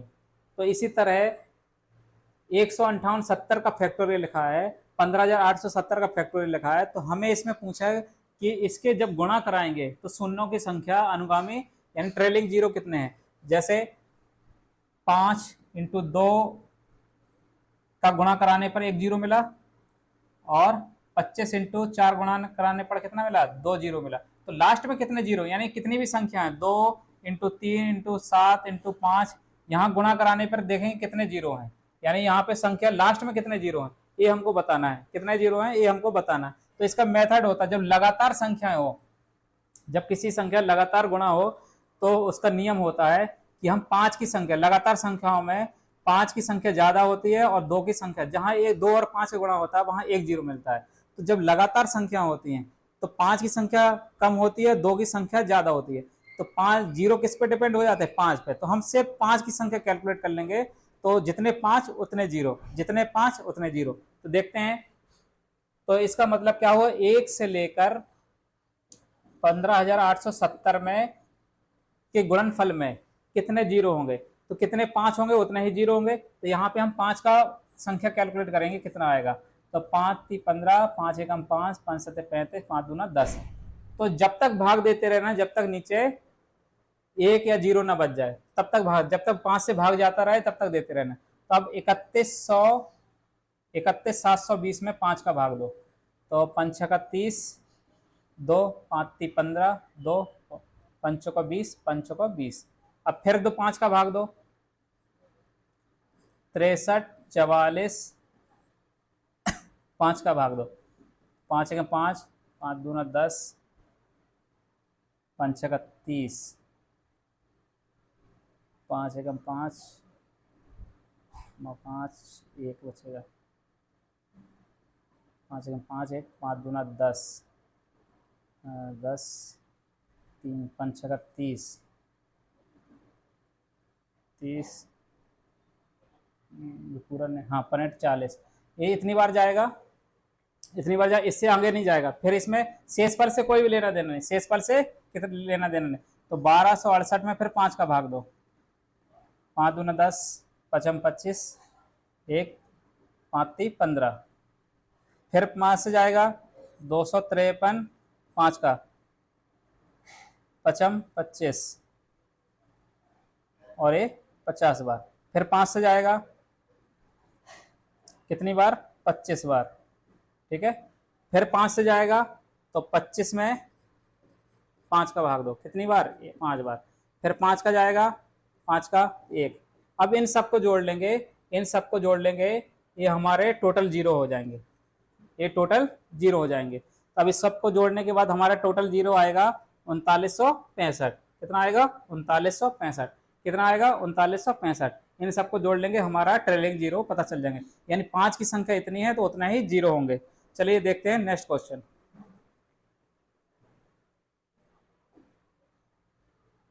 चलिए ग्राफ का फिर आ गया। तो ग्राफ का देखो, अब इसमें क्या पूछा है, ब्रांड एक्स टी शर्ट की कुल बिक्री के आधे, ब्रांड एक्स टी शर्ट की कुल बिक्री के आधे और ब्रांड जेड टी शर्ट की कुल बिक्री के बीच का अंतर ज्ञात करना है। तो डिफरेंस निकालना है। तो पहले एक्स टी शर्ट ये है, एक्स टी शर्ट का आधा निकालो, कुल बिक्री का आधा। तो अब देखो एक्स ने कितनी बिक्री किया, एक्स का बिक्री का आधा निकालें। तो एक्स की बिक्री का आधा कितना होगा, 1090,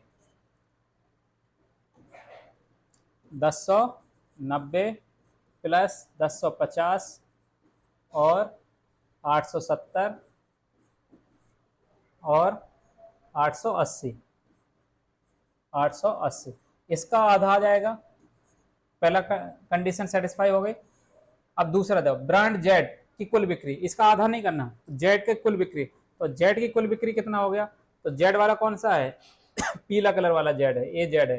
तो जेड में कितना है कुल बिक्री, 840 और प्लस 840 और 880 और 960 और कौन सा है 740, इसका टोटल।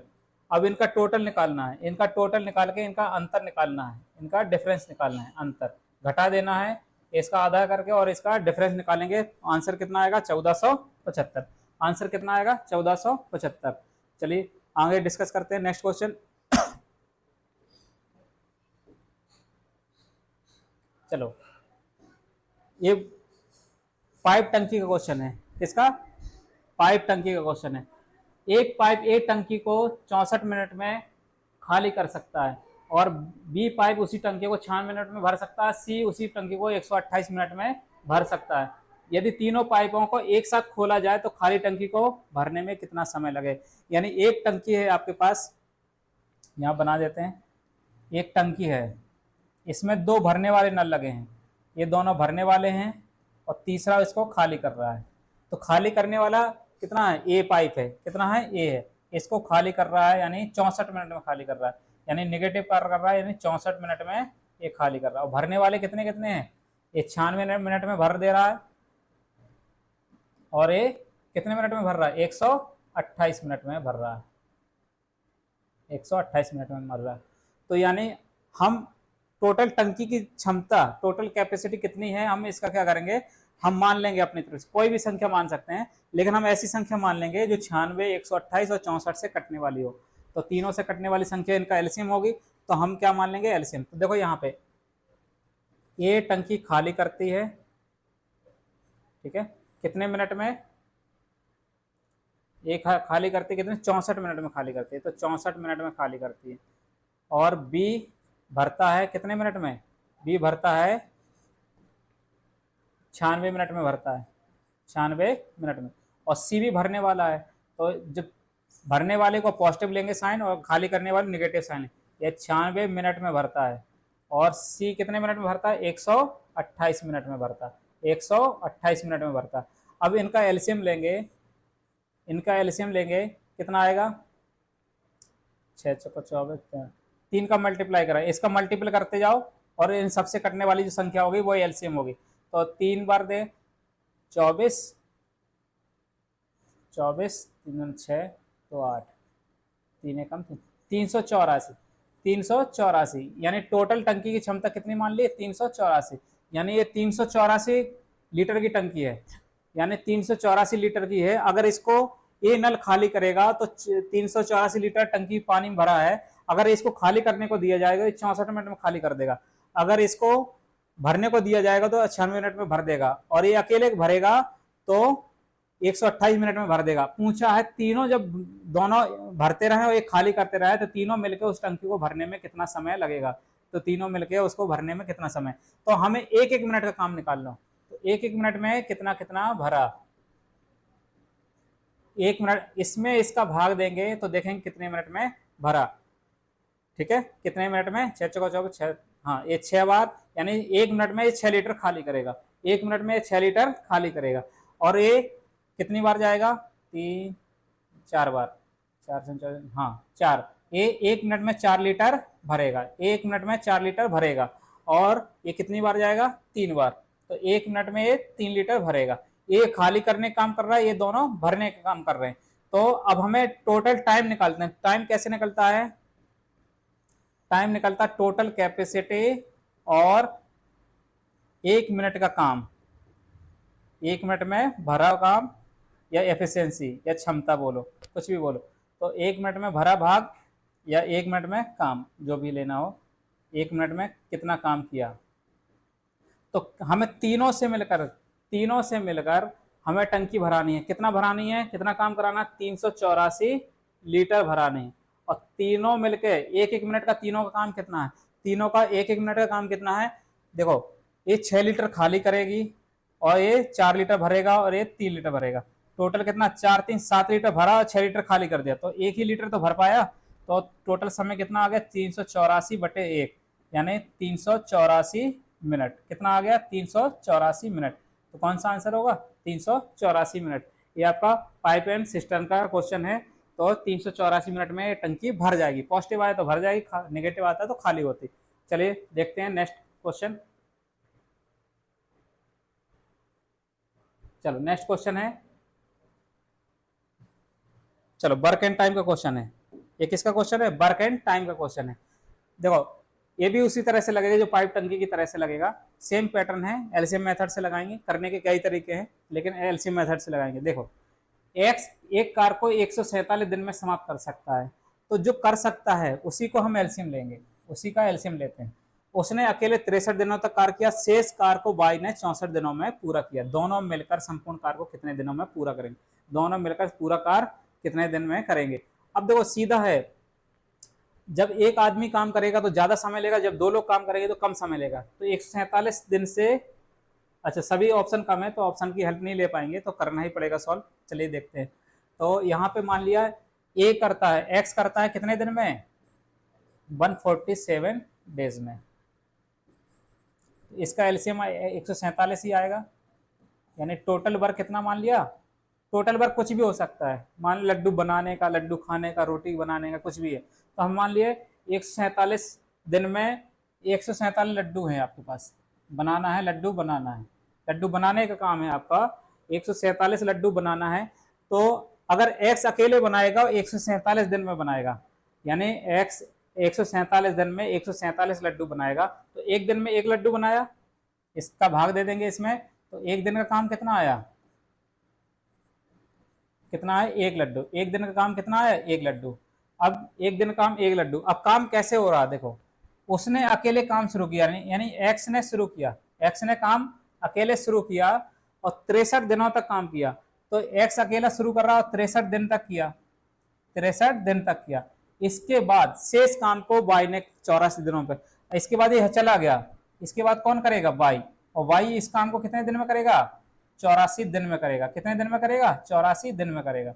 अब देखो यहाँ पे एक्स एक दिन में एक लड्डू बना रहा है, तो 63 दिन में कितने बनाएंगे, 63 लड्डू बन गए, 63 दिन में 63 लड्डू बना दिए। और टोटल कितने लड्डू बनाने थे, 147 लड्डू, 147 लड्डू बनाने। तो बचे कितने, 147 में से 63 घटा देंगे, कितना बचे, 84 लड्डू बचे। अब इसको कौन बनाएगा, बाई बनाएगा। तो बाई बनाएगा, बाई 84 दिन में 84 लड्डू बना रहा, तो ये बाई एक दिन में कितना लड्डू बनाएगा, एक दिन में कितना बनाएगा, 84/84, यानी एक दिन में एक लड्डू बनाएगा। कितना, एक लड्डू, एक दिन में एक लड्डू बनाएगा। अब पूछा है दोनों मिलके उस काम को कितने दिन में समाप्त कर लेंगे।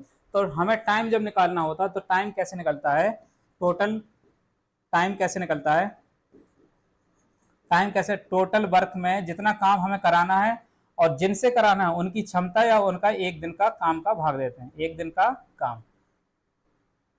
देखो टोटल हमें कितना, 147 लड्डू बनवाने हैं, कितने बनवाने हैं, 147 लड्डू बनवाने हैं। और दोनों का एक दिन काम कितना, इसका एक लड्डू बना रहा है एक, और बाई भी एक दिन में एक लड्डू बना रहा है, तो दोनों का एक दिन में एक लड्डू बनाएगा, यानी एक्स और वाई को कितना टाइम लगेगा ये पता चल जाएगा। तो कितना, 2 का भाग दो, 147 का बटे 2, आधा कर दो, 73 पॉइंट समथिंग आएगा, कितना, 73.5, इतना आया आपका 73.5, यानी आपको कितना मिनट कितना दिन लगा, 73.5 दिन लगे। कितने लगे, 73.5 दिन लगे आपको। चलिए देखते हैं नेक्स्ट क्वेश्चन।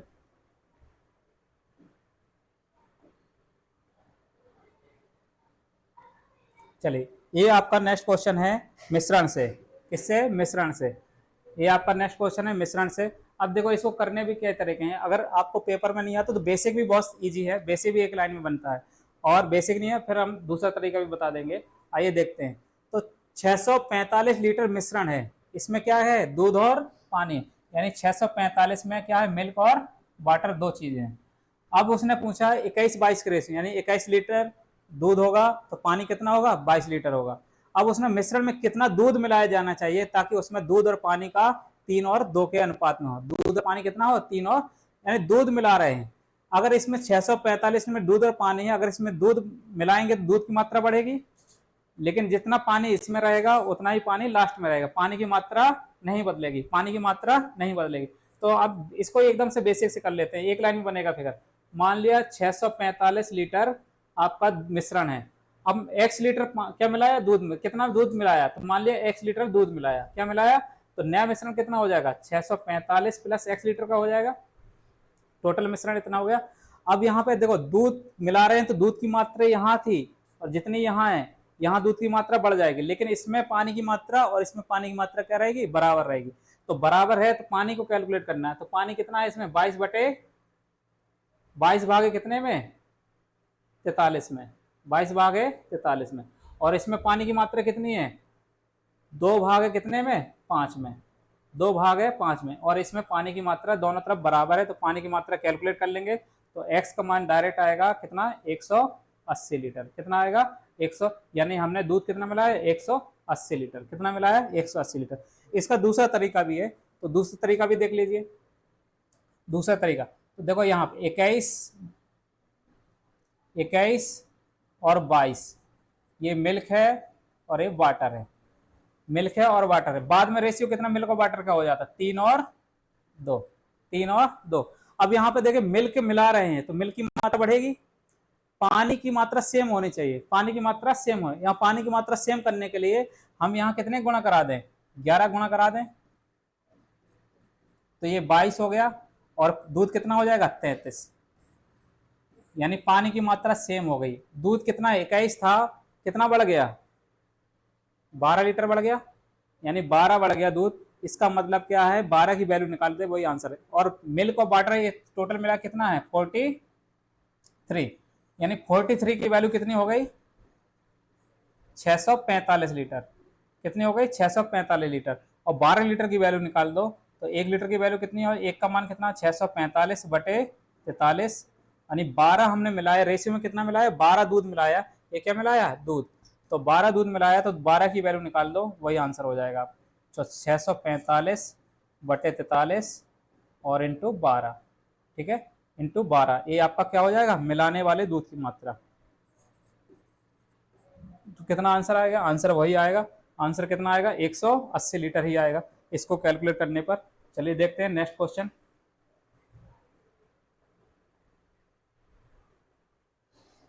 चलो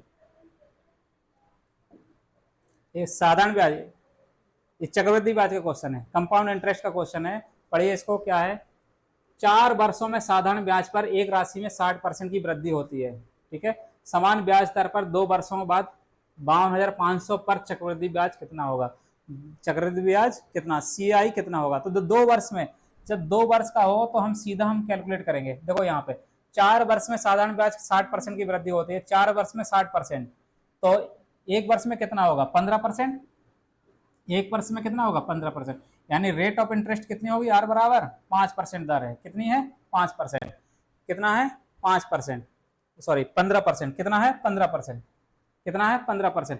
अब 2 साल का CI 100 पे कैलकुलेट करते हैं, सीधा XY फॉर्मेट लगा देंगे तो हमारा 2 साल का CI कितना, डायरेक्ट हमें 100 पे CI कितना बनता है 2 साल का, 100 पर 15% की दर से 2 ईयर का CI कितना होगा, तो XY फॉर्मेट लगा देंगे तो 15 + 15 और 15 × 15 बटे 100, तो कितना 30 और 225 यानी 32.25% आपका CI बनेगा। क्या बनेगा 32.25% आपका, ये आपका CI बनेगा। तो हमारा मूलधन कितना है, मूलधन कितना 52,500, तो 52,500 का सीधा 32.25% निकाल देंगे, आंसर आ जाएगा। तो 52,500 का 32.25% निकाल देंगे, हम इसको कैलकुलेट कर लेंगे, हमारा CI 2 साल का आ जाएगा। कितना आ जाएगा CI, तो इसका CI कितना होगा आंसर, इसको कैलकुलेट करने पर CI होगा,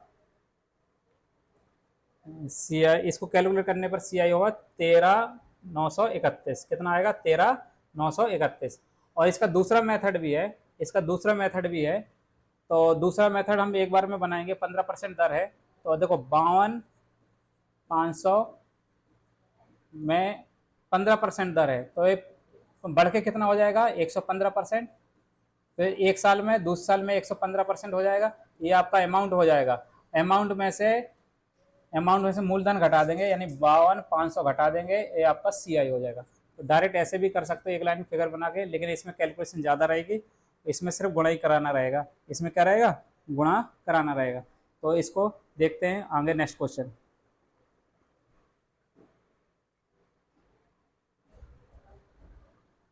चलो ये आपका क्वेश्चन है सिंप्लीफिकेशन से, ये आपका क्वेश्चन है सिंप्लीफिकेशन। तो सिंप्लीफिकेशन में लास्ट में देख रहे हो 0.6 आना है, लास्ट में कितना आना है 0.6 आना है, 0.6 लाना है। तो देखो यहाँ पे पहले एक ही इक्वेशन को सॉल्व कर लेते हैं, बाकी सीधा हो जाएगा।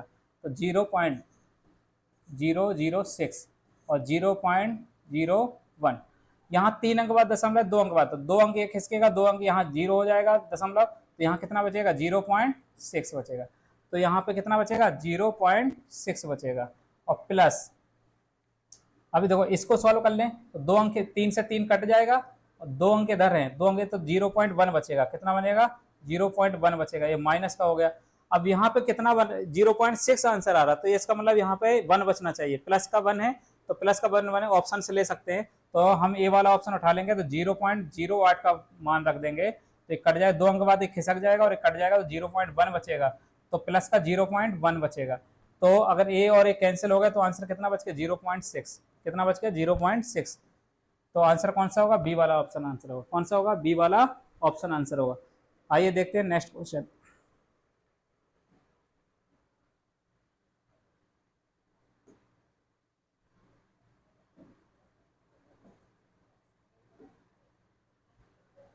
चलिए, संख्याओं के संयोजन का चयन कीजिए तथा उसके अनुसार व्यवस्थित करने अक्षरों से एक अर्थपूर्ण शब्द बने। ये रीजनिंग का क्वेश्चन है आपका, ये रीजनिंग का क्वेश्चन है, तो रीजनिंग में टॉपिक रहेगा, उसमें पढ़ना है आपको। तो देखो इसमें क्या है, पहला एस लेटर है, ई लेटर है, एफ लेटर है, ए लेटर है और टी लेटर है। तो इसमें कौन सा शब्द बनेगा, अर्थपूर्ण शब्द बनाना है। तो देखो F E A S T, feast, इसका कोई अर्थ निकालेंगे तो फीस्ट एक शब्द होता है, तो उसका देखो कौन कौन सा लेटर बनेगा।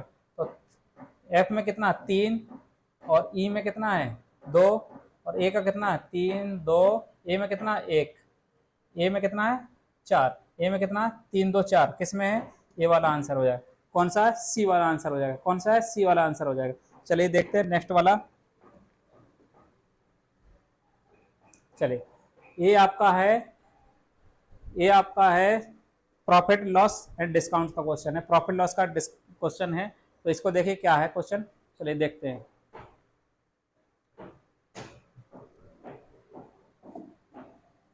एक वस्तु को 2090 में बेचने पर हुई हानि और उसी वस्तु को 2714 रुपए में बेचने पर प्राप्त लाभ का 95% है, उस वस्तु का क्रय मूल्य कितना है, उस वस्तु का क्रय मूल्य कितना है।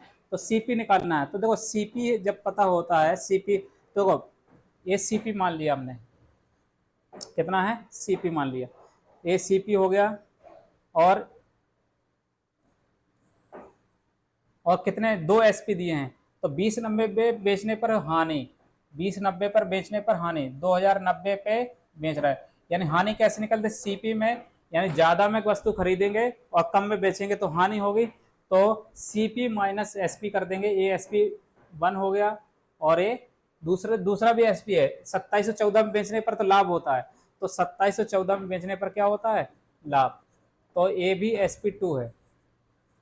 इसमें जब बेचेंगे तो ये लाभ होगा और इसमें बेचेंगे तो हानि होगी, लॉस होगा।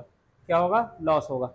अब यहाँ पे देखेंगे 2714 में बेचने पर क्या हो रहा है, profit, profit SP minus CP profit हो गया और सीपी माइनस एसपी लॉस हो गया, सीपी माइनस एसपी लॉस हो गया। अब यहां से देखेंगे कि उसने बोला हानि, बेचने पर हानि उसी वस्तु के इतने बेचने पर लाभ का 95% है। यदि लाभ अगर 100 है तो हानि कितना होगा 95, तो 5 से 20 और 19 का रेशियो आ गया, यानी प्रॉफिट और लॉस का कितना हो गया 20 और 19 का रेशियो आ गया। अब यहां से देखेंगे कितना लाभ हो रहा है और कितना हानि, तो यहां से यहाँ का डिफरेंस निकाल लो, कितना आएगा, डिफरेंस निकाल लो। तो डिफरेंस कितना आएगा, घटा के देख लो, तो 4 बचेगा और 11 में 9 गए 2 बचेगा और यहाँ कितना 6, यहाँ कितना बचेगा 6, बस 624। 624 को 20 और 19 के रेशियो में बांट दो, 20 और 19 के रेशियो में बांट दो, 20 और 19 के रेशियो में बांट दो, तो 624 यानी 39 की वैल्यू कितनी हो गई 624, 39 की वैल्यू 624। हमें 20 की वैल्यू निकाल लो, तो 20 की वैल्यू कितनी आएगी 624 बटे 20 और इंटू 39 और इंटू कितना 20। अब इसको कैलकुलेट करो कितना आएगा, तो ये कितनी बार कटेगा, तो गुणा करा दो, 2 चौको 8, 2 4, 2 छक 12, 1248 और ये 0 और 39, ठीक है 39। अब 39 का इसमें भाग दे दो, 39 का भाग दे दो, 39 का भाग दे दो 124 80, 124 80, तो कितनी बार जाएगा 3 बार, 4 3 12 ज़्यादा हो जाएगा, 3 बार, 3 27, 2 3 9 2 11, 7 और ये 8, 39 दूना 78, यानी 320 आएगा। तो 20 की वैल्यू कितनी आ गई 320, यानी प्रॉफिट कितना हुआ 320, यानी 20 की वैल्यू कितनी आ गई 320, 20 की वैल्यू कितनी आ गई 320, यानी आपका प्रॉफिट का मान कितना है 320 रुपये। अब हमें सीपी पर पहुंचना है, इसमें प्रॉफिट, सीपी में प्रॉफिट लेके ये मिलता है, सीपी में प्रॉफिट लेने के बाद एसपी मिलता है, तो इसमें से प्रॉफिट घटा देंगे, 2714 में से कितना घटा 320 घटा दो, सही 320 घटा दो, यानी सीपी कितना होगा 2714 और ये 320 माइनस कर दो, यानी 4 होगा, 11 में 2 गए 9, 6 में 3 गए 3, 2394। आंसर कितना आएगा? 2394, यानी 2394 आपका आंसर होगा। कितना होगा? 2394 आंसर होगा। दूसरा, इसका दूसरा तरीका भी एक लाइन में बेसिक भी कर सकते हैं, फिगर एक लाइन बनेगा। तो देखिए क्या फिगर है, देखो सीपी मान लिया एक्स है, सीपी मान लिया एक्स है। अब हमें हानि केस में सीपी ज्यादा होता है, तो ए भी एसपी है, तो हानि कैसे होगा? हानि यानी सीपी ज्यादा, एक्स माइनस 2090, ये हानि हो गई, CP minus SP, CP minus SP. अब दूसरा क्या, दूसरे जब 2714 में बेचे तो लाभ हो रहा, तो लाभ केस में एसपी ज्यादा होगा, तो 2714 माइनस सीपी यानी X, SP two minus CP, ये आपका हो गया। अब उसने कहा हानि लाभ का कितना है? 95%। ये प्रॉफिट है और ये लॉस है, ये आपकी हानि हो गई और ये आपका प्रॉफिट हो गया। तो ये हानि हो गई, ये प्रॉफिट हो गया। हानि लाभ का 95% है, तो लाभ का 95% निकाल दो, ये आंसर। इसको कैलकुलेट करेंगे, डायरेक्ट आंसर आएगा 2394। इसको डायरेक्ट कितना आएगा? 2394। इसको कैलकुलेट, एक्स का मान डायरेक्ट आएगा 2394। चलिए देखते हैं नेक्स्ट क्वेश्चन।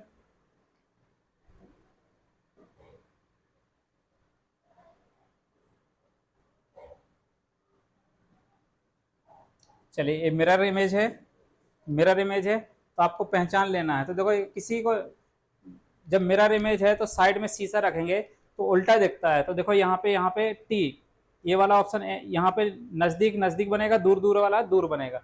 तो नजदीक यहाँ टी है, तो यहाँ टी बनेगा लेकिन उल्टा बनेगा, तो ऐसे ऐसे जाएगा।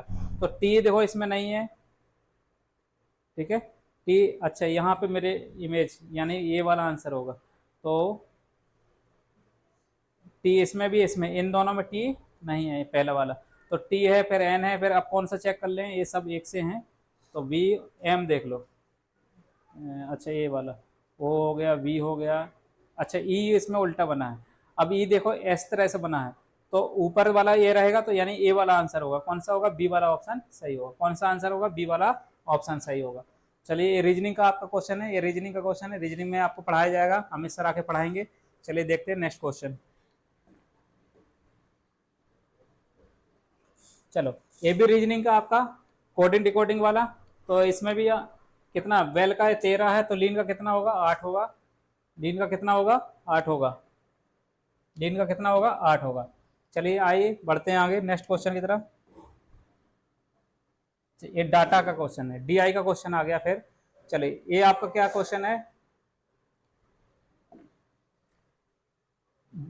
ब्रांड एक्स टी शर्ट की कुल बिक्री के आधे और brand T Z T shirt की कुल बिक्री के बीच का अंतर कितना है? तो इसको देखो, एक्स टी शर्ट का आधा करना है, टोटल बिक्री का आधा। तो एक्स की टोटल बिक्री कितनी कितनी है? एक्स की टोटल बिक्री कितनी कितनी है? एक्स का मान 1090 है। एक्स 2006 में, 2007 में कितना है? 2007 में 1050 है। और 2008 में कितना?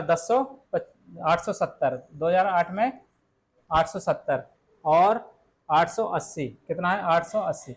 अब एक्स का बिक्री, कुल बिक्री का आधा, ये आधा लेना है। कितना लेना है? आधा लेना है।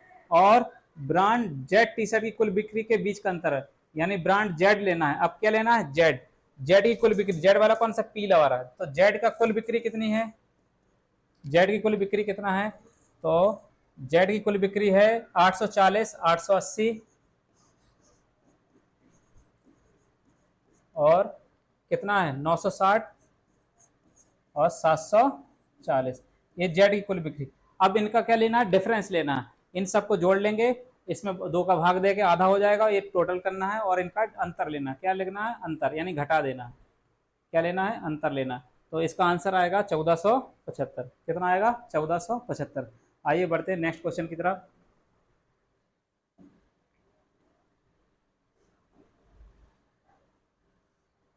चलो देखो, ये क्वेश्चन है आपका, जब एक प्लाट को 29,625 में, ये भी आपका क्या है? प्रॉफिट लॉस से क्वेश्चन है। किससे? प्रॉफिट लॉस से क्वेश्चन है। किससे? प्रॉफिट लॉस से क्वेश्चन है। जब एक प्लाट को 29,625 में बेचा जाता है तो मालिक को 21% की हानि होती है, फिर 21% का लाभ होता है। तो प्लाट की कीमत पर कीमत पर बेचा जाए, यानी 21% का लाभ लेना है तो बहुत पूछा है कितने कीमत पर उसको बेचना है। तो पहले एसपी दिया है 29,625, 29,625, 21% की हानि होती है, 21% की हानि होती है तो कितने में खरीदा गया होता है, यानी ये एसपी है और 21% की हानि होती है, हमें सीपी निकालना है। तो सीपी निकालना है तो सीपी के उल्टा फिगर है, यानी देखो जब कोई खरीदी जाती है सीपी और प्रॉफिट लॉस पे बेची जाती है तो क्या मिलता है एसपी। तब एसपी से सीपी की तरफ जाते हैं तो हमें हानि हमेशा 100 से घटा के लिख दी जाती है और लाभ हमेशा 100 में जोड़कर लिखा जाता है। जब उल्टा फिगर होता है घटा जोड़ना घटाना नीचे होगा और जब सीधा फिगर हो जोड़ना घटाना ऊपर होगा। तो यहाँ पे एसपी से सीपी पे आएंगे तो 100 बटे कितना हो जाएगा 79, 100 बटे 79% हो जाएगा, 100 बटे 79। और अब हमें ये सीपी पता चल गया, 21% का लाभ लेना है, लाभ हमें 100 में जोड़ के लिखना है तो कितना 121%, यानी इतने में बेचा जाएगा। तो न्यू एसपी आपको पता चल गया, न्यू एसपी कितने में बेचा जाएगा। अब इसको कैलकुलेट कर लेंगे, वही आपका आंसर होगा, इसको कैलकुलेट कर लेंगे वही आपका आंसर होगा। कितना आएगा 45,375, कितना आंसर आएगा 45,375, ये आंसर आएगा। चलिए आइए देखते हैं नेक्स्ट क्वेश्चन।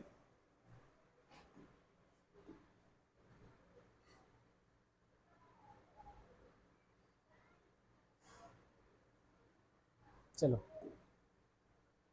हाँ, ये भी वही मिश्रण का क्वेश्चन आ गया, अभी कराए थे तो मिश्रण का क्वेश्चन है। चलो देख लेते हैं दोबारा क्या है। 645 लीटर है, 645 लीटर है, इसमें दूध और पानी है। क्या दूध और पानी है 21-22 के रेशियो में, कितना लीटर दूध मिलाया गया, मान लिया x लीटर दूध मिलाया गया तो 645 में x लीटर दूध मिलाया गया। अब इसमें दूध की मात्रा बढ़ गई तो जितना पानी इसमें है उतना ही पानी इसमें, पानी की मात्रा इसमें नहीं बदलेगी, जो जो कांस्टेंट होती है उसको कैलकुलेट करना है। तो हम किसको कैलकुलेट करेंगे, पानी को कैलकुलेट करेंगे, जो चीज मिलाई जाती है उसको कैलकुलेट नहीं करना है, यानी दूध मिला रहे हैं तो दूध को कैलकुलेट नहीं करना है। तो दूध को कैलकुलेट, क्योंकि पानी की मात्रा स्थिर है, दूध मिलाएंगे इसमें तो दूध की मात्रा बढ़ गई, पानी जितना इतना जिसमें है उतना ही इसमें रहेगा। तो यहाँ पानी कितना है 22/43, और इसमें पानी कितना है 2-3 का रेशियो है 2/5 भाग, जितना पानी इसमें उतना ही पानी इसमें, दोनों की पानी की मात्रा बराबर है। अब इसको कैलकुलेट कर लेंगे वही आंसर हो, यानी कितना आएगा 180 लीटर, कितना आएगा, कितना दूध मिलाएगा 180 लीटर दूध मिलाया। चलिए आइए देखते हैं नेक्स्ट क्वेश्चन।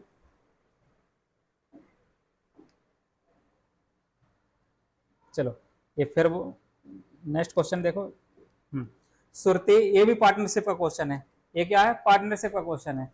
तो पार्टनरशिप के क्वेश्चन में हमने क्या बताया था, अभी ये क्वेश्चन किए थे अभी, पार्टनरशिप में लाभ का बंटवारा कैसे होता है, पूंजी और समय के गुणनफल के अनुपात में होता है। जब समय बराबर हो या समय न दिया हो तो आपको लाभ का बंटवारा कैसे होगा, पूंजी जितनी धनराशि आप लगाएंगे उसी हिसाब से प्रॉफिट पाएंगे, यानी उसी हिसाब से आपको बंटवारा किया जाएगा, यानी जितना जितना आप पूंजी लगाएंगे जितना जितना धन लगाएंगे उसी रेशियो में आपका लाभ का बंटवारा हो जाएगा।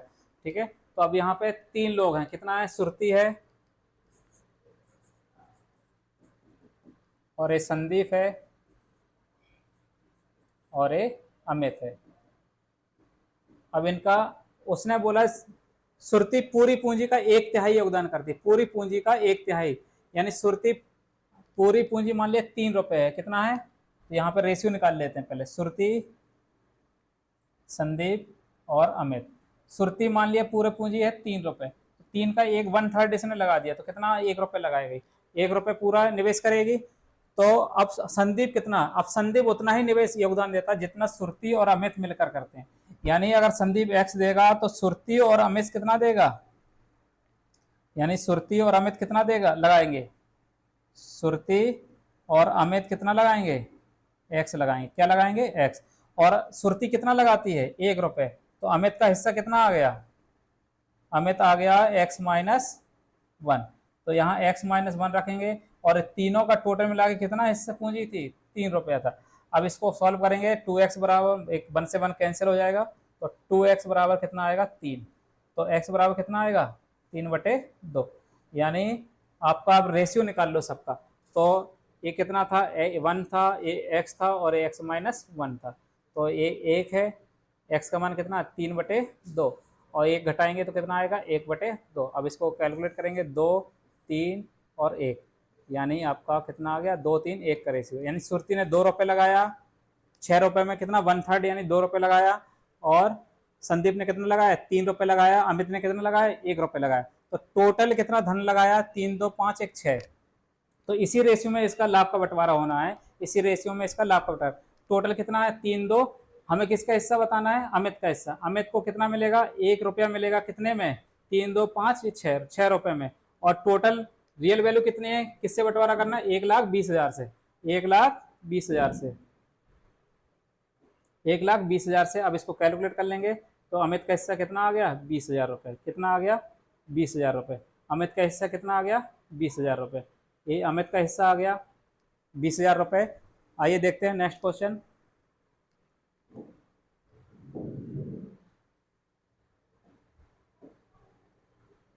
चलिए, आज हमने देखा कि हमारा यूपीएसआई का प्रीवियस ईयर का 2021 का जो पेपर था, हमने किस किस टॉपिक से क्वेश्चन लिए हैं, ये आपको पता चल गया होगा। और आज हम शिक्षक दिवस के अवसर पर आपको नया बैच प्रारंभ करने वाले हैं, तो आपके लिए विशेष ऑफर 50% लगभग डिस्काउंट रहेगा आपके पास, और इसको समय से आप परचेस कर लीजिएगा। और हमारी टीम इसी तरह कंटिन्यू, इसी टू द पॉइंट आपको सिलेबस हिस्सा कराएगी, सिलेबस कवर करेगी, ताकि आपका सिलेक्शन, आप जल्दी से वर्दी पहने और जल्दी से जल्दी दरोगा बन के तैयार हो रहे हैं। Thank you.